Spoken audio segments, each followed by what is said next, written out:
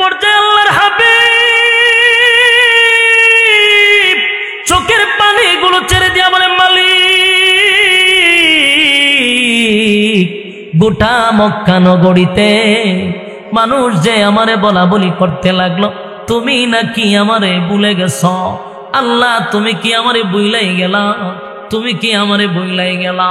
নবী 15 দিন পর্যন্ত চোখের পানি ছেড়ে দিয়া কান্না শুরু করছে। একদিন 2 দিন নয় রে, 15 দিন নবী কাঁদতে ছিল। আল্লাহ একটা সময় জিব্রাইলকে বলে, জিব্রাইল রে, আমার বন্ধু কান্দে, আমার বন্ধুর কান্না বরদাস্ত করতে পারি না।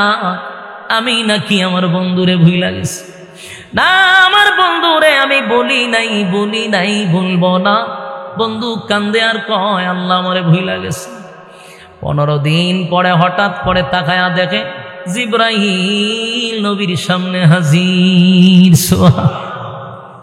জিব্রাইল আইসা কয়, হুজুর, কমপ্লিট একটা সূরা লইয়া আপনার সামনে আসছে।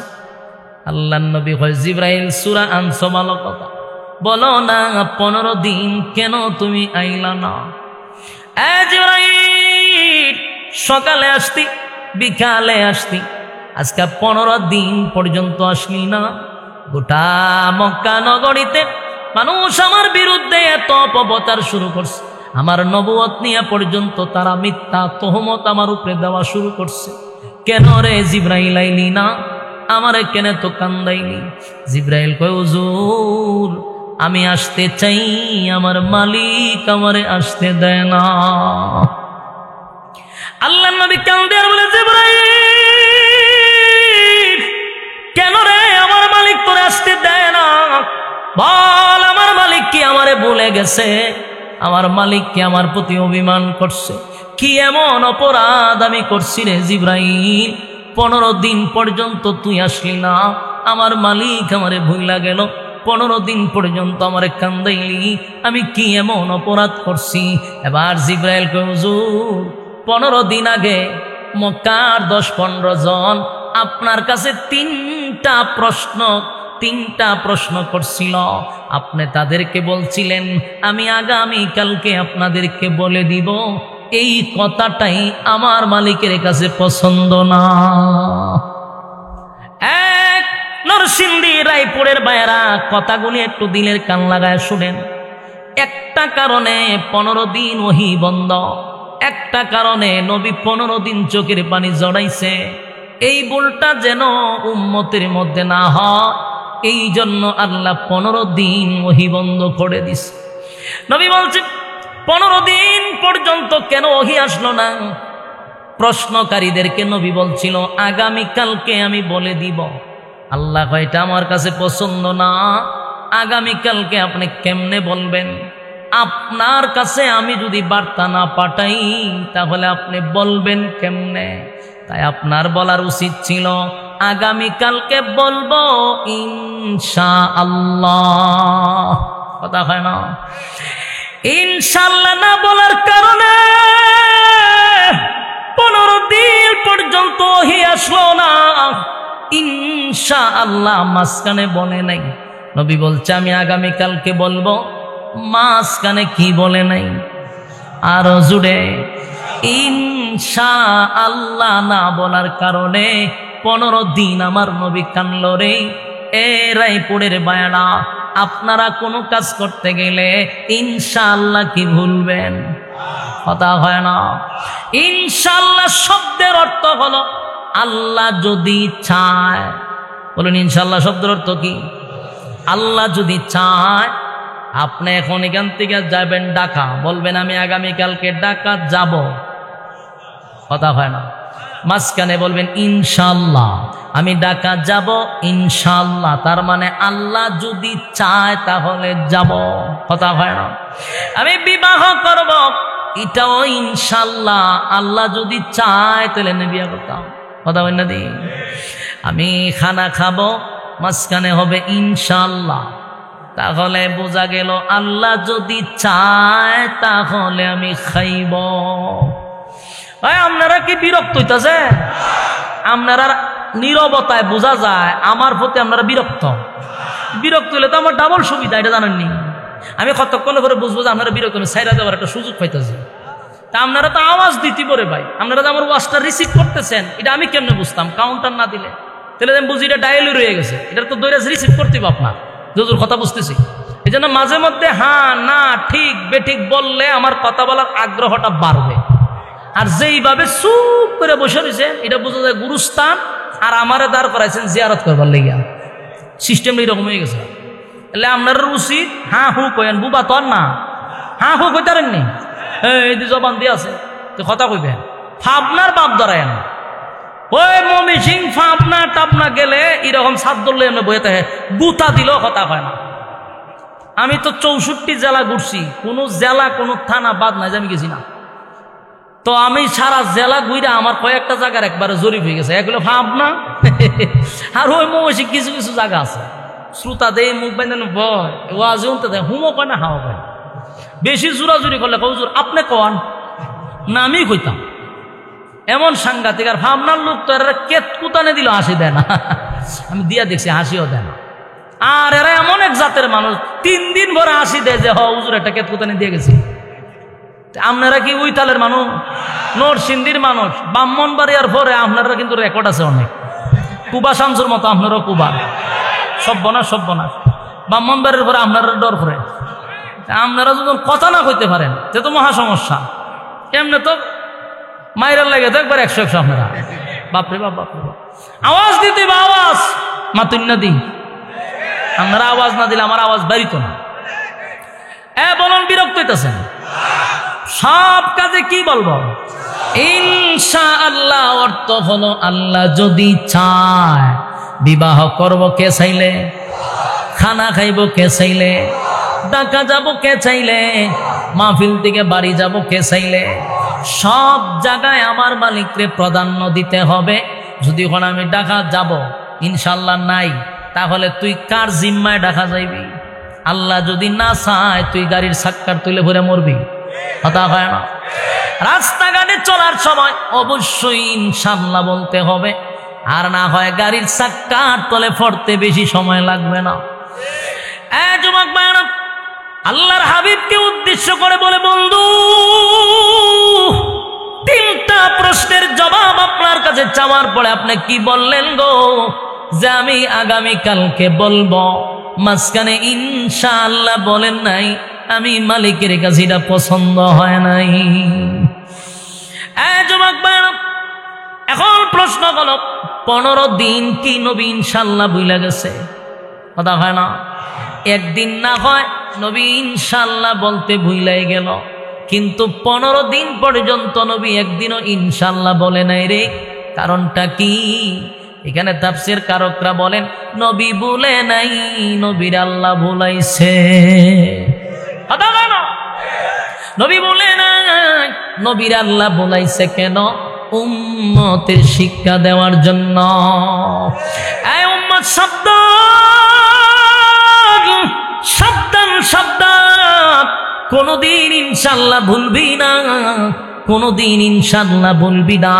আপনাদেরও সারা জীবন ইয়াদ রাখতে হবে যে কোনো কাজ আমরা কিন্তু ইনশাআল্লাহ বলবো, ইনশাআল্লাহ বলবো না, ইনশাআল্লাহ বলবো না। এবার 15 দিন পরে সূরা নাজিল হওয়ার পরে আল্লাহ বলেন, হাবিব আপনার চোখের পানি একটা দুইটা নয়, 15 দিন পর্যন্ত আপনার চোখের পানি পড়ছে গো নবী। আমি আল্লাহ আপনার চোখের পানি বরদাস্ত করতে পারি না, আপনার চোখের পানি আমি বরদাস্ত করতে পারি না। আগে নবীজি,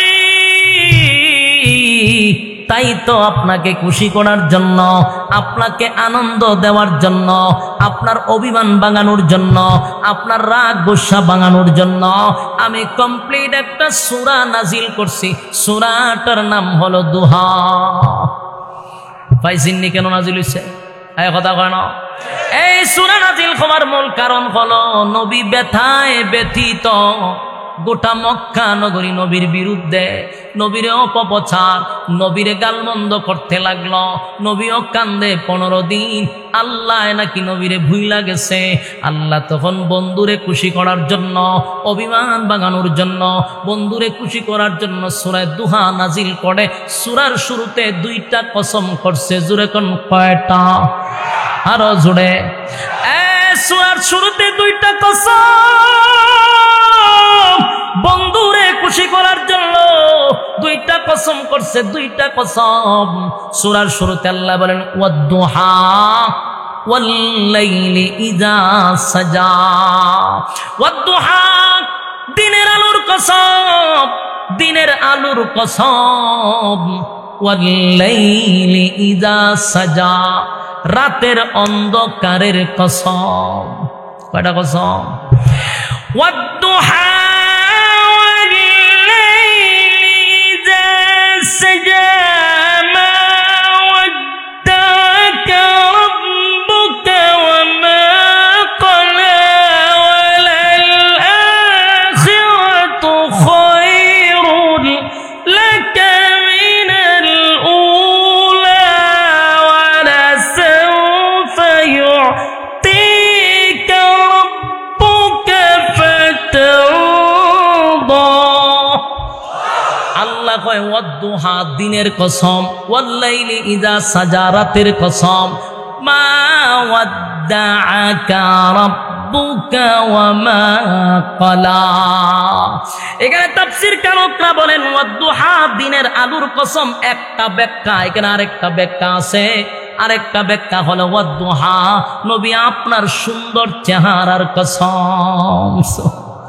আমার নবীর সুন্দর চেহারার কসম। এই যুবক ভাইয়েরা, বন্ধু সুন্দর চেহারার কসম করছে আল্লাহ, আমার নবীর চেহারা সুন্দর, এই কসম আল্লাহ কোরআনে করছে। এখন বুঝে নেন নবীর চেহারা কেমন সুন্দর। আল্লাহ নিজে আপনার সুন্দর চেহারার কসম। সুবহানাল্লাহ, বাড়ি দিয়ে কইবেন। সাহাবীরা বলে জানলি আমার নবীর সৌন্দর্য বর্ণনা করতে গিয়ে সাহাবীরা কয় আমাদের যখন পেটে খিদা লাগতো রে, পেটের খিদা সহ্য করতে পারতাম না, দৌড়াইয়া নবীর চেহারার দিকে তাকায়া থাকতাম। নবীর চেহারা যতক্ষণ দেখতাম পেটের খিদা নিবারণ হয়ে যেত। সুবহানাল্লাহ, এত সুন্দর করে আল্লাহ মহব্বত করে নবীরে নিজে বানাইছে, যার সৌন্দর্যের কোনো তুলনা নাই। নবীর সুন্দর চেহারার কসম করে ওয়াদ-দুহা নবী আপনার সুন্দর চেহারার কসম, আপনার সুন্দর চেহারার কসম। ওয়াল-লাইলি ইযা সাজা, এখানে শুধু রাতের কসম ব্যাখ্যা একটা নয়, আরেকটা ব্যাখ্যা হলো ওয়াল-লাইলি ইযা সাজা আপনার সুন্দর কালো চুলের কসম। সুবহানাল্লাহ কি বারিক দিয়া কইবেন। আপনার আর সুবহানাল্লাহর আওয়াজের লক্ষণও বেশি বালা না, যেমন তালের মুসল্লি এমন আওয়াজ। নবীর চুলের কসম করছে মালিক, তাহলে বুঝে নেন নবীর চুলটা কত সুন্দর ছিল। আমার নবীর চুল ছিল লম্বা, নবীর চুল ছিল কালো, কালোর মধ্যে কৃষ্ণ কালো, চুলগুলা একটু বাঁকা বাঁকা ছিল, যা পৃথিবীর কোনো মানুষের সাথে নবীর চুলের তুলনা করা যাবে না। এটা আল্লাহ নিজের হাতে বানাইছে। সুবহানাল্লাহ, এই জন্য আল্লাহ নিজে বলেন ওয়াল-লাইলি ইযা সাজা, রাতের অন্ধকারের কসম, রাতের অন্ধকারের কসম। আবার কয় ওয়াল-লাইলি ইযা সাজা আপনার কালো চুলের কসম। তাহলে শুরুতে কসম করলো কয়টা?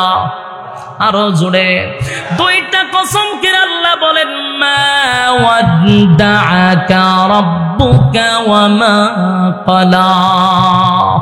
আল্লাহ কয় দুইটা কসম কে বলি বন্ধু, আপনার রব আপনারে ভুলে নাই। সুবহানাল্লাহ, আপনার রব আপনারে ভুলে নাই, আপনার রব আপনার প্রতি অসন্তুষ্ট হয় নাই, আপনার রব আপনার প্রতি খুশি।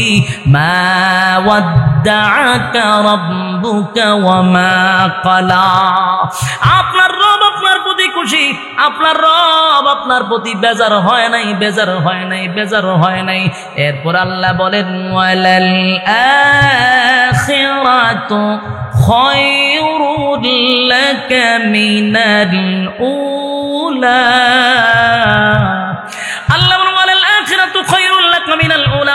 বন্ধু, এখন আপনাকে যা দিছি, দুনিয়ার নিয়ামত আপনারে যা দিছি, পরবর্তীতে আপনার জন্য আরো কোটি কোটি কোটি গুণ বাড়ায়া দিব। জোরে কোন সুবহান। আল্লাহ বলেন ওয়ালাল আখিরাতু খায়রুল লাকা মিনাল উলা। দুনিয়ার নিয়ামত কিছুই না বন্ধু, কিছুই না। আপনার জন্য আমি বরাদ্দ রাখছি পরকালে।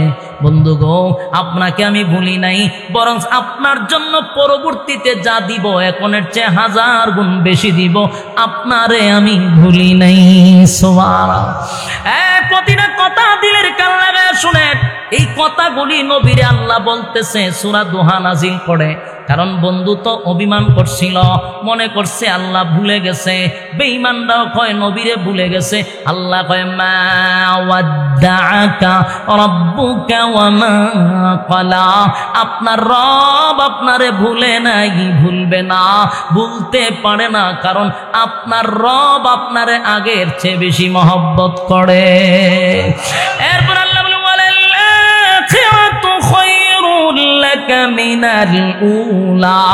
আপনাকে আপনার রব যা দিছে এর থেকে 1000 গুণ আরো বেশি দিবে, আরো বেশি দিবে। সুবহানাল্লাহ।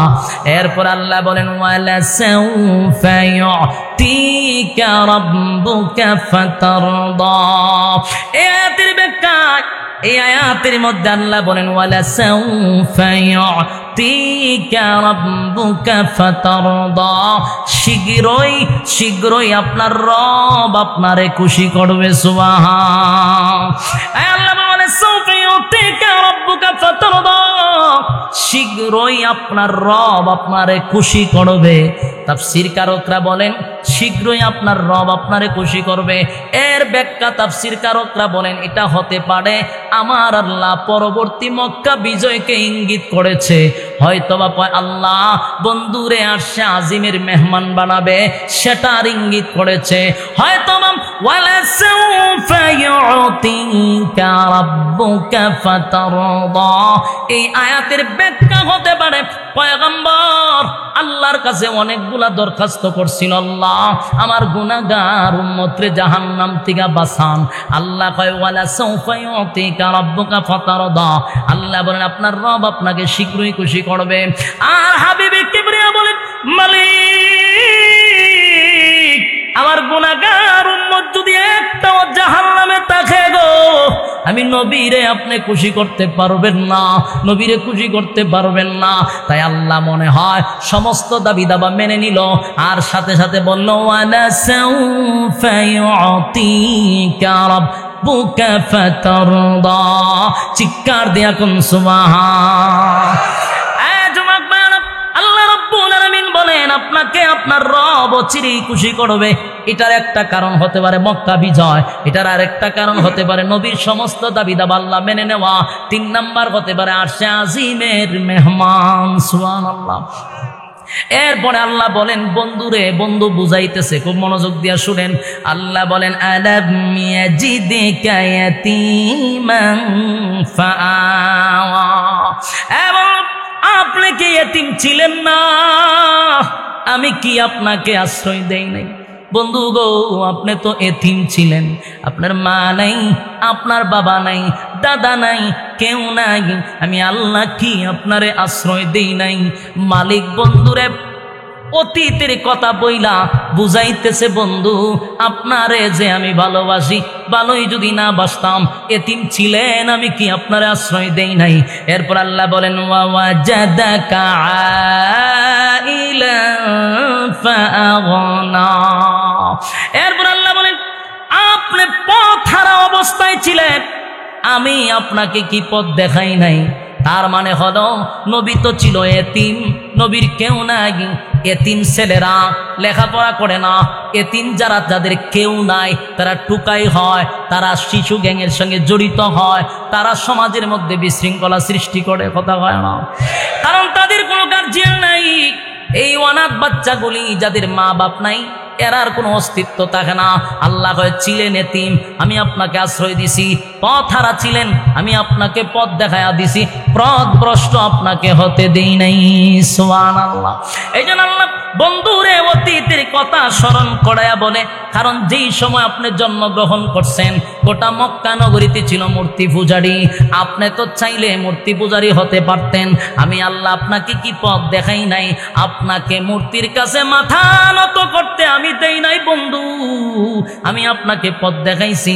এই জন্য আল্লাহ বলেন ওয়াজাদাকা দাল্লান ফাহাদা, আমি আপনাকে পথ হারা অবস্থায় পেয়েছিলাম, পথ দেখাইছি।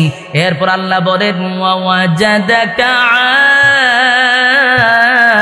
আইলান ফাগনা। যুবক ভাইরা, বিশেষ করে আলেম ওলামাদেরকে বলি, এই আয়াতের ব্যাখ্যাটা আপনারা মসজিদেও করবেন, বেশি বেশি করে এই আয়াতের অর্থ আপনারা মসজিদে প্রচার করবেন, মুসল্লিদের কান পর্যন্ত পৌঁছায়া দিবেন। ওয়াজাদাকা আইলান ফাগনা, এই আয়াতের অর্থ দিয়া বেশি ওয়াজ করা দরকার। আল্লাহ বলেন আপনাকে আমি নিঃস্ব অবস্থায় পেয়েছি, তার মানে আপনি নবী গরিব ছিলেন, আপনাকে আমি আল্লাহ ধনী বানাইছি। জোরে কোন আল্লাহ কি বানাইছে? আরো জোরে, আরো জোরে। ধনী বানাইছে, ধনী বানাইছে, ধনী বানাইছে। বারবার কেন বানাইলাম? একটু ঘটনা আছে সামনে। আল্লাহ বলেন ওয়াজাদাকা আইলান ফাগনা, আমি আল্লাহ আপনাকে, আপনি গরিব ছিলেন, আমি আল্লাহ আপনাকে ধনী বানাইছি। এটা কিন্তু আমার কথা না, কোরআনে বলছে। কথা হয় না? হ্যাঁ, আমার কথা না, কোরআনের কথা। ওয়াজাদাকা আইলান ফাগনা, বন্ধু আপনি গরিব ছিলেন, আপনাকে ধনী বানাইছি। কথা কি বুঝতেছেন? আমার আল্লাহ বলেন ধনী বানাইছি। আর বাংলাদেশের কাঠমৌলবীরা সারাটা দেশে কানে হাত দিয়া ওয়াজ করে আমার নবীর পেটে পাথর ছিল, এই ওয়াজ হুনাইতে হুনাইতে ভাবলি গিয়ে মুখস্থ করছে। এই বেটা, প্রথম পৃষ্ঠায় তুই গরিব পাইছ, দ্বিতীয় পৃষ্ঠা আল্লাহ ধনী বানাইছি, তুই ধনীর কথা কস না করে। আমার কথার এখন আপনারা মূল ঘটনা বুঝেন নাই, আমি আপনাদেরকে বলছি। এই আয়াতের ওয়াজ আলেমরা বেশি বেশি করে মিম্বরে করতে হবে। আপনাদের দুর্বলতার কারণে আজকে কিছু নাস্তিক মার্কা মুসলমান কথা বলার সাহস পায়। এই নবী গরিব ছিল, এই ওয়াজ হুনতে হুনতে আম জনতা, পাবলিক, নেতা খেতা, হ্যাঁ বিধর্মীরা, নাস্তিকরা সবাই শুনে নিছে নবী কি ছিল? গরিব ছিল, নবীর ভেড়ে ভাত্তর আছে। এই ওয়াজ এত প্রমোট করছে, সারাটা দেশ ওয়াজ করায় বইরা লেছে নবী গরিব আছেন, নবীর ভেড়ে ভাত্তর আছে। এই ওয়াজ শুনতে শুনতে পরে যা আল্লাহ ধনী বানাইছি। কি ধনী বানাইছি অনেক মুসল্লি জানেন। শুনেন, আমার নবী পরবর্তীতে কি ছিল? আমার নবী ছিল দেশের রাষ্ট্রনায়ক, দেশের প্রেসিডেন্ট, দেশের বাদশাহ। হ্যাঁ, কথা বল না, নবী কি ছিল? দেশের বাদশাহ ছিল, দেশের বাদশাহ। কাঠমৌলবীর দলেরা সারাটা জীবন খালি হয় নবীর ভেড়ে ভাত্তর আছেন। এই ওয়াজ শুনাইতে শুনাইতে বাংলার নাস্তিকদের মুখস্থ করাইয়া দিচ্ছে। এই জন্য দেখবেন এরা আমরা টেসারা দিয়া কথা কয়, ইসলাম মানেই গরিব, ইসলাম মানে দরিদ্র, ইসলাম মানেই ফকির। এই দোষ নাস্তিকদের নয়, দোষ কাঠমৌলবীদের। কারণ পড়ছে এক পৃষ্ঠা, দ্বিতীয় পৃষ্ঠা পড়ে নাই, আর সারাটা জীবন বাপ দাদার গিচ্ছা পড়ে, কোরআন নিয়ে স্টাডি করে না, লেখাপড়া তো নাই, শুধু বাপ দাদার গিচ্ছা। ফিরে কিতা করছে? ফিরে কিন্তু উড়াল দেখানো গেছে, এখান থেকে উড়াল দেখানো গেছে, যায় নামাজ হারিয়ে নামাজ পড়ছে। এই গাজা করি কথা কইয়া কইয়া শ্রোতাগুলারে একবারে মুখস্থ করাই দিছে, যার কোনো এভিডেন্স নাই, কোরআন হাদিসে কোনো রেফারেন্স নাই, আননেসেসারি কথাবার্তা বইলা মানুষের মুভমেন্ট নষ্ট করে দিছে সারাটা বছর। এখন নাস্তিকরা কি কয় জানে? এর প্রভাবটা কি পড়ছে? ফেডে ভাত্তরের ওয়াজের প্রভাব কি পড়ছে শুনবেন। এখন কোনো আলেম যদি রাজনীতি করতে চায়, আলেম যখন দাঁড়ায়, নাস্তিক মার্কা লোকেরা কয় হুজুররা থাকবো মসজিদ, হুজুররা থাকবো মাদ্রাসাত, হুজুররা মানুষের জানাজা পড়াইব, হুজুররা মানুষের দাওয়াত খাইব, হুজুর ঘেরে রাজনীতি করে। ঠিক বাড়ির দিয়া হইবেন, ঠিক বাড়ির দিয়া হইবেন। হয় হুজুররা রাজনীতি করতে পারে কেন? এটা তার দোষ নয়, কারণ আপনার রাসূল যে দেশের রাষ্ট্রনায়ক ছিল সেই ওয়াজ তো তাদেরকে শোনান নাই। আপনার শুনেছেন নবীর ভেড়া ভাত্তর ছিল, হ্যাঁ তো এটা লয়ে বই রয়েছে। নবী যে দেশের প্রেসিডেন্ট ছিল সেই ওয়াজ আপনি শুনান নাই, এই জন্য সে আমারে বলে আমি রাজনীতি কেন করি। তার জানা নাই যে আমি রাজনীতি শিখছি স্বয়ং রাসূলুল্লাহর কাছ থেকে। আমার রাসূল দেশের প্রেসিডেন্ট ছিল, শুধু এখানেই শেষ নয়, আবু বকর দেশের প্রেসিডেন্ট ছিল, উমর দেশের প্রেসিডেন্ট ছিল, উসমান দেশের প্রেসিডেন্ট ছিল, আলী দেশের প্রেসিডেন্ট ছিল। আমারে হয় রাজনীতি করতে শিখছি। সাবার দাঁত ফালায়া দেওয়ার দরকার। ভণ্ডামির একটা সীমা আছে, আর দোষ তো এদের না। আমি চ্যালেঞ্জ করলাম, আপনাদের এইখানের মসজিদের ইমাম সাহেবকে ডাকো, ইমাম সাহেবকে কই আপনার বাইরেন ও থাকলো, মনে করছে বিপদ বুঝি, বিপদ না আপনারা প্রমোট করা এখানে কার হয় না ও নাই। আচ্ছা না থাক, উপস্থিত গায়েব হয়ে ওয়াজ করে লাই। আচ্ছা যাক, মনে করেন আপনাদের মসজিদের ইমাম সাহেব, হ্যাঁ আমার দিকে তাক, মনে করেন আপনাদের মসজিদের ইমাম সাহেব আগামীতে যদি চেয়ারম্যানের দ্বারায়, আপনারা যারা নামাজ পড়েন পিছিয়ে দিয়া সর্বপ্রথম এরাই ভোট দিতেন না? 100%। ইমাম সাহেব দ্বারা যে চেয়ারম্যান, আপনারা ভোট দিবেন না কেন? এর কারণ আছে। কইব হুজুর, হুজুরে কি রাজনীতি বুঝবো? হুজুর রাজনীতি বুঝে? হ্যাঁ, আপনারা এখন পর্যন্ত বুঝতেছেন আপনাদের ব্রেন কি পরিমাণ ওয়াশ করানো হয়েছে যে আলেমরা রাজনীতি বুঝে না। আরে বেটা, আমেরিকার ডিগ্রি নিয়ে আইছে এমন অনেক লোক, এমপি পর্যন্ত। আমরা স্বৈরাচারের যুগে বড় বড় মাহফিলে তো আমি যাই, গেলে পর অনেক এমপিরও বক্তব্য দিছে আপনার আগে দাঁড়ায়। কথা বলতে গেলে এর আডু কাফে, টুট লড়ে দেখা হইয়া জায়গা, কথা বুঝাইয়া করতে পারে না, কথা কোন দিকে যায় নিজেও বলতে পারে না। আর আমি ঘন্টার পর ঘন্টা কথা বলবো, আমার জিব্বা টুটে লাগবে না ইনশাআল্লাহ। তোর যোগ্যতা থাকতে পারে দুনিয়াবি যোগ্যতা। আমরা কোরআন মুখস্থ করতে পারলাম, 30 পারা কোরআন, 6600 আয়াত মুখস্থ করে ফেলাই দিছি। কোরআনের ব্যাখ্যা আমরা আলেমরা করে, কোরআন পড়ায় সারা দেশ মানুষ, হাজার হাজার লক্ষ মানুষ আমরা সামনে থাকলো আমরা রুমও লড়ে না। মানুষ যত বেশি হয় আমাদের জজবা বাড়ে। সারা দেশ বুঝাইতারি আর আমাদের হয় আমি রাজনীতি বুঝুন কিতা। কথার কারণ আছে। কারণ ভোটটা কেন দিত না জানেন? এটা মূল উদ্দেশ্য না। মূল উদ্দেশ্য হলো ভিতরে একটা বয় আছে। ইমাম সাহেব যদি হয় দেশের চেয়ারম্যান ইউনিয়নে, তাহলে এই গ্রামের সুদকুররা সুদ খাইতে পারতো না, ঘুষকুররা ঘুষ খাইতে পারতো না, বোতলকুররা বোতল খাইতে পারতো না। কারণ আরো রয়েছে, এরপরে ঠিক কইবেন, নারীবাজরা নারীবাজি করতে পারতো না, এই দুর্নীতিবাজরা দুর্নীতি করতে পারতো না, বিধবা মহিলাদের গম ডাল চাল চুরি করতে পারতো না। এখন চিন্তা করবো, ইমাম সাহেবের যদি জায়গাত বসায় দিই, ইমাম সাহেব যদি এই জায়গাত বইয়া ওয়াজ করে, এই জায়গাত বইয়া যদি চেয়ারে বইয়া নেতৃত্ব দেয় চেয়ারম্যানের, ফাঁতি নেতার অবস্থা কি? যদি চাল ডাল চুরি করে খাইয়া বড় হইছে, এরা যাবে বউ। এই কারণে কয় সাবধান, ইমাম সাহেবরে ভোট দিলে ইমাম সাহেব রাজনীতি করতো না। ইমাম সাহেব রাজনীতি ঠিকই বুঝে, দুর্নীতি বুঝে না। তোমরা দুর্নীতি করতে করতে আমার বাংলাদেশটাকে বিক্রি করে দিয়েছ, দেশের টাকা বিদেশে পাচার করছো, এদেশে গুম আর ঘুষ আর মানুষ হত্যার গুম হত্যা দিয়া গোটা পৃথিবীর কাছে বাংলাদেশটাকে বারবার চ্যাম্পিয়ন করছো দুর্নীতির মধ্যে। বাংলাদেশের আলেমরা যদি রাজনীতির মঞ্চে বসে, খোদার কসম এদেশের মানুষ, এদেশের সম্পদ বাহিরে যাবে না, এদেশে দুর্নীতি হবে না, মানুষ হত্যা হবে না, গুম হবে না, দেশের সম্পদ দেশে থাকবে, বেকারত্ব থাকবে না। 4 বছরের শিশুর থেকে নিয়ে 80 বছরের বৃদ্ধা দর্শিত হবে না। বাস্তব না বাস্তব? এই কারণে কয় হুজুর রাজনীতি বুঝে না, কথা হয় না। এই কারণে কি কয়? হুজুর রাজনীতি বুঝে না। হুজুর রাজনীতি করলে তো তুই দর্শন করতারতি না, জায়গা খাইতে লাইব। ওই সিনিয়র কিতা জুনিয়র সাকিবের মতো জায়গা শেষ। শয়তানের বাচ্চা বলে লিগে তোরা হুজুর আরে বসাস না। আমি আল্লাহর কসম করে বলি, বাংলাদেশ 96% মুসলমানের দেশ। এদেশে আলেমদেরকে মাইনাস করে কেউ ক্ষমতায় বসতে পারবে না, ক্ষমতার মস্তক কারো টিকে থাকবে না। ঠিক কিনা বলেন? বাংলাদেশে 16 বছর উলামায়ে কেরাম যেই পরিমাণ নির্যাতিত হয়েছে, আল্লাহর জাতের কথম এত নির্যাতনের কোন দলের নেতা হয় নাই। 16 বছর আলেমদের প্রতি যে নির্যাতন হয়েছে, খতিবগিরি করতে পারি নাই, মিম্বরে বসে হক কথা বলতে পারি নাই, মাহফিলে গেলে কোরআনের ব্যাখ্যা সঠিকভাবে দিতে পারি নাই, কথা বললেই আইনাগর, কথা বললেই রিমান্ড, আমাদেরকে গুরু সুরের মতো হাতে রশি লাগাইয়া, হ্যান্ডকাপ লাগাইয়া আমাদেরকে জাতির সামনে কলঙ্কিত করছে, বিশ্বের দরবারে জঙ্গি বলে আমাদেরকে উপাধি দিছে। আজকে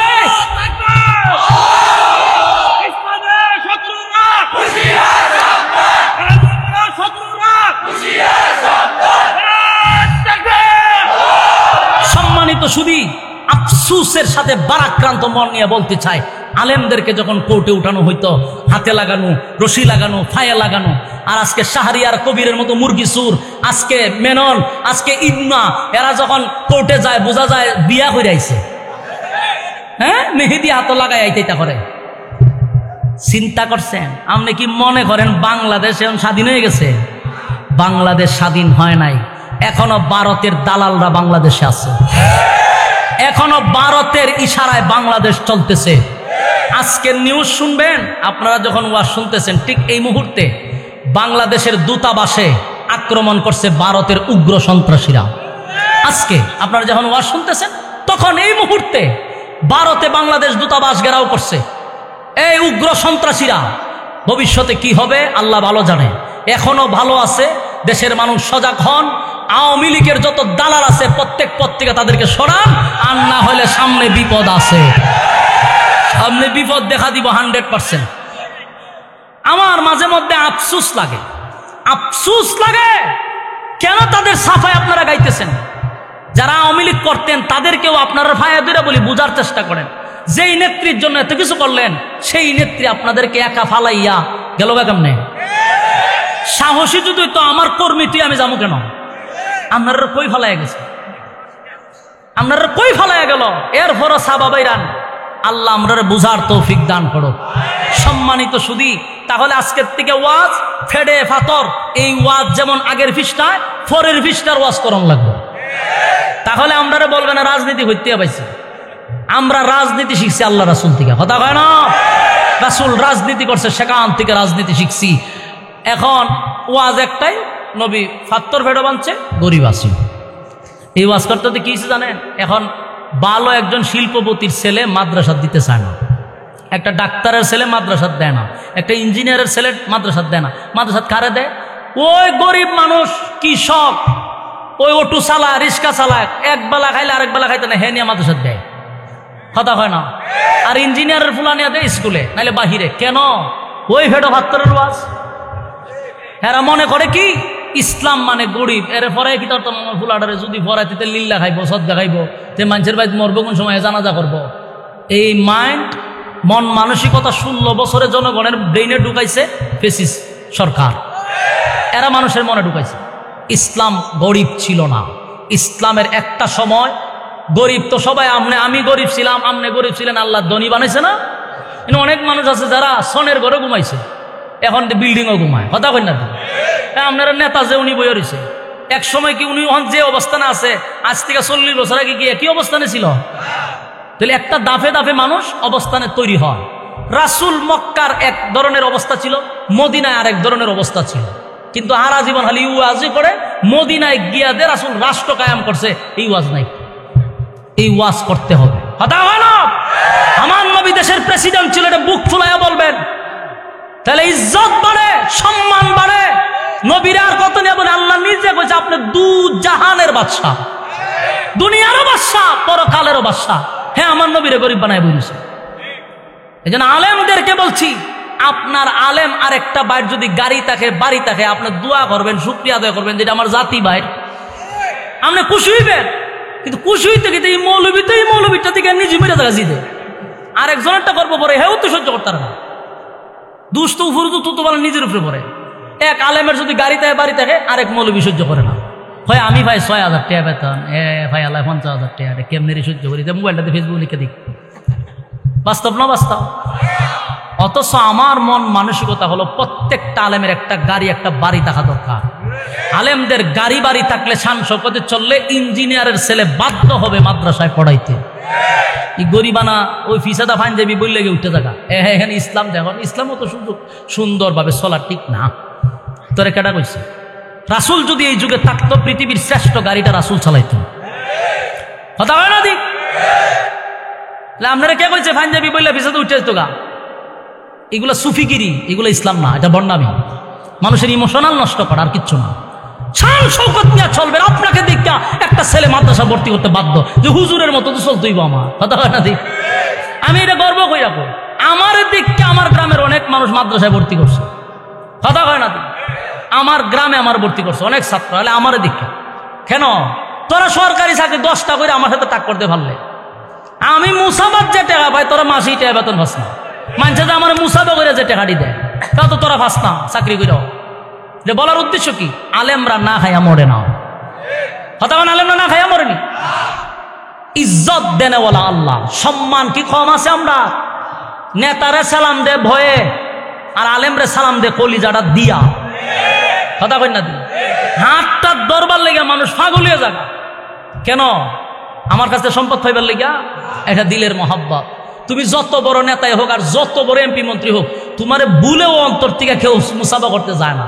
সালাম বাদে ডরাইয়া দেয়, কিন্তু একজন আলেম রে কলিজাটা দিয়া মহব্বত করে, খানা খাওয়াইবার সময় চিন্তা করে আমার ঘরের যা আছে সব খাওয়াই দিব।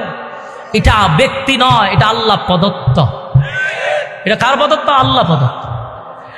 যুবক ভাই, বিরক্ত হবেন না, কথাগুলি বাধ্য হইয়া বলছি, সমাজের পরিস্থিতি এখন এমনটাই চলতেছে, কথা হয় না। এই জন্য শেষ কথা হলো, আল্লাহ বলেন ওয়াজাদাকা আইলান ফাগনা, আমি আপনাকে গরিব অবস্থায় পেয়েছি পয়গম্বর, আপনাকে আমি ধনী বানাইছি। বন্ধু, আপনি কিন্তু গরিব ছিলেন, আমি আপনাকে দেশের বাদশা বানাবো। এবার আল্লাহ বলেন ফাআম্মাল ইয়াতীমা ফালা তাকহার, আপনি যেহেতু এতিম ছিলেন তাই সাবধান, এতিমের প্রতি আপনি কঠোর হবেন না। আপনারা কি এতিমের প্রতি কঠোর হইবেন? এটা খালি নবীরই ওয়াজ করছেন, আমরারও করছে। কিয়ামত পর্যন্ত সমস্ত উম্মতি মুহাম্মদীকে উদ্দেশ্য করে আল্লাহ ওয়াজ করেন, আপনারা এতিমের প্রতি কঠোর হবেন না। বন্ধু, আপনি এতিম ছিলেন, এতিমের প্রতি কঠোর হবেন না। আপনাদেরকেও বলছি, আপনার বাড়ির পাশে যদি কোনো এতিম ছেলে থাকে, এতিম মেয়ে থাকে, ছোট হইলে মাথায় হাত বোলাইয়া দিবেন রে। তার বাবা নাই, তার মা নাই, আপনি আমার মা আছে, বাবা আছে, আত্মীয় স্বজন আছে। কথাগুলি দিলের কান লাগায় শুনেন, কথা বলবেন না। মনোযোগ দেন, মনোযোগ দেন, 2 মিনিট ছেড়া দিব, একটু মনোযোগ দেন, কথা বলবেন না। আল্লাহ বলেন, নিজে নবীরে বলেন, এতিমের প্রতি আপনি কঠোর হবেন না। তাই আমাদের উচিত হলো এতিম যারা আছে তাদের পাশে দাঁড়াবেন। আপনি নিজে খাইলেন, পাশের বাড়ির মানুষটা না খাইয়া ঘুমাইল, আপনি মক্কায় গিয়া যদি 100 বার ওয়াজ করেন, 100 বার উমরা করেন, হাতে তসবিহ লইয়া গুনেন, কপালের মধ্যে দাগ ফালাইয়া দেন, পাশের বাড়ির মানুষটা না খাইয়া ঘুমায়, কিয়ামতের মাঠে আল্লাহ প্রথম আপনার ইচ্ছা মতো জুতা দা ভিড়াইব। আল্লাহ বলবে, 100 বার উমরা করলি আর হজ করলি, তোর পাশের ঘরের মানুষটা না খাইয়া ঘুমাইল, এতিম ছেলে ছিল, একদিনও খবর নিলি না। আমাদের তো মা আছে রে, আমাদের তো বাবা আছে, তাই বাবা মার মূল্য আমরা বুঝি না। যেই ছেলেটা এতিম, তার কলিজাটা যদি একবার দেখতে পারতেন তাহলে বুঝতেন আমি আপনি কতটা সুখে আছি। যার মা নাই রে, যার বাবা নাই, কেউ যদি গালি দেয় বিচার দেওয়ার জায়গাটুকু নাই। আপনারা রাস্তায় একটা থাপ্পড় মারছে, বাবা থাকলে দৌড়াইয়া বাবার কাছে বিচার দেয়, আব্বা আমারে মারছে, কিন্তু বাবা নাই, থাপ্পড় মারলেন এতিম ছেলে। আল্লাহ কয়, এতিম রে মারলে আমি আল্লাহ বরদাস্ত করতে পারি না। যুবক ভাইরা, এতিমের মাল কেউ মাইরা খাইবেন না, তাহলে কিন্তু উপায় নাই, উপায় নাই, কিয়ামতের মাঠে আটকা পড়ে যাবেন। দুনিয়া তো আল্লাহ আপনাকে চরম পর্যায়ের বেজ্জতি করে কবরে নিবে। এতিমদের সঙ্গে লাগবেন না। অনেক চাচারা যদি বাতিজা এতিম হয়, বাই মারা যায়, চাচারা কিন্তু অনেক সময় দুর্নীতি করে, জায়গা সম্পত্তি নিজের নামে লেখে নেয়, জায়গা সম্পত্তি নিজের ছেলের নামে লেখে নেয়। আল্লাহর কসম, আল্লাহর কসম, এতিমদের হক যারা নষ্ট করছে, মৃত্যুর আগে খেয়ে মরতে পারবেন না, না খাইয়া মরতে হবে। প্যারালাইসিস বানাইয়া আল্লাহ ফালাইয়া রাখবে, প্রস্রাব পায়খানার মধ্যে ফালাইয়া আল্লাহ মৃত্যু দিবে, খবর আছে কিন্তু। সাবধান, এতিমের প্রতি কঠোর হইবা না। পারলে এতিমের মাথায় হাত বুলাইয়া দিবা। তোমার সন্তানের দিকে একবার তাকাও, এতিম বাচ্চার দিকে একবার তাকাও। তোমার সন্তানটার যদি মা না থাকত, বাবা না থাকত, তোমার ছেলেটার অবস্থা কি হইত? কার কাছে কান্নাকাটি করত, কার কাছে বিচার নেওয়া যাইত? পেটে যদি কিদা লাগে কার কাছে বলবে রে? কেউ নাই, কেউ নাই।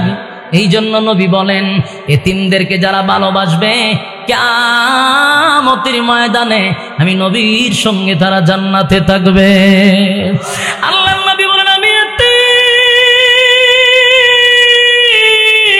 আমার নবীর মতো এতিম কেউ নাই গো। নবীর বাবা দুনিয়ার জমিনে আসার আগেই চলে গেল, নবী বাবার চেহারাটাও দেখে নাই।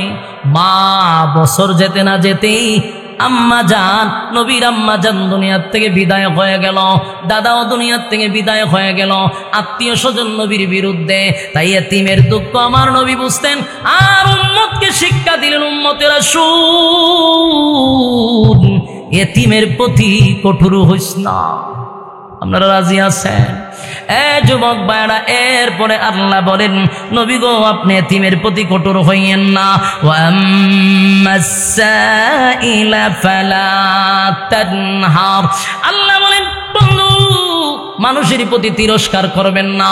কেউ যদি গরিব হয়, আপনি বড়লোক হয়ে গেছেন, আল্লাহ কিন্তু আপনারে বড়লোক বানাইল, টাকা দিল, সম্মান দিল, আরেকজনকে দেয় নাই, তারে দিকে তিরস্কার করা যাবে না, তার সঙ্গে টিটকারি মস্কারি করা যাবে না। যদি এমনটা হয়, আল্লাহ হয় তারে যেই জায়গায় রাখছি, তরে যদি সেই জায়গায় রাখতাম, একবার চিন্তা করে দেখ, আমি তোরে কত সম্মান দিছি রে, তোরে টাকা দিলাম, পয়সা দিলাম, গাড়ি দিলাম, বাড়ি দিলাম, সম্মানের জায়গায় বসাইলাম। যেই লোকটার দিকে তিরস্কার করলি, তারে যদি তোর জায়গায় আনতাম, তোর জায়গাটা যদি তারে দিতাম, বুঝ তোর কেমন লাগত, ঠিক না? আল্লাহ বলেন,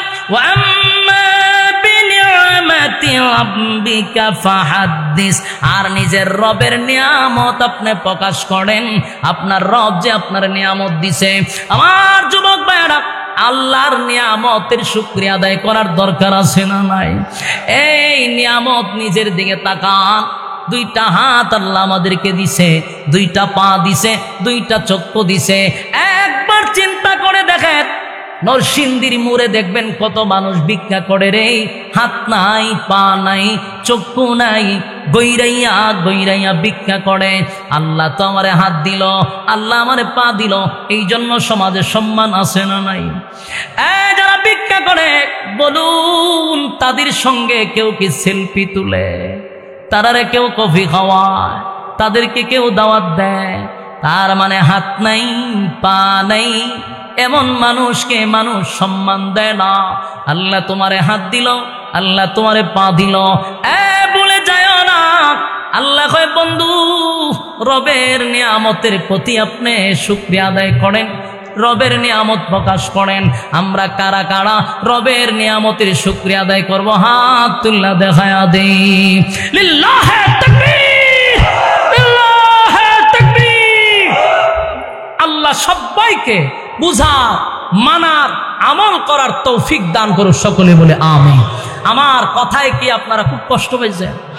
যদি কেউ দল করেও থাকেন, আমার কথাগুলি তিতা, কিন্তু তিতা জিনিস ভিতরে নিলে শরীরের উপকার আছে, কথা হয় না?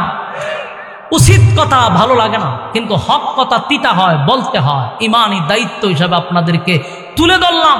কেউ যদি কষ্ট পেয়ে থাকেন, আমি আপনার কাছে মাপ চেয়ে নিচ্ছি। কথাগুলির উপরে যেন বলনেওয়ালা, শুনলেওয়ালা উভয়কে সহিভাবে আমল করার তৌফিক দান করে, সকলে বলে আমিন। আল্লাহুম্মা সাল্লি আলা মুহাম্মাদিন ওয়া আলা আলি মুহাম্মাদ কামা সাল্লাইতা আলা ইব্রাহিম ওয়া আলা আলি ইব্রাহিম ইন্নাকা হামিদুম মাজিদ।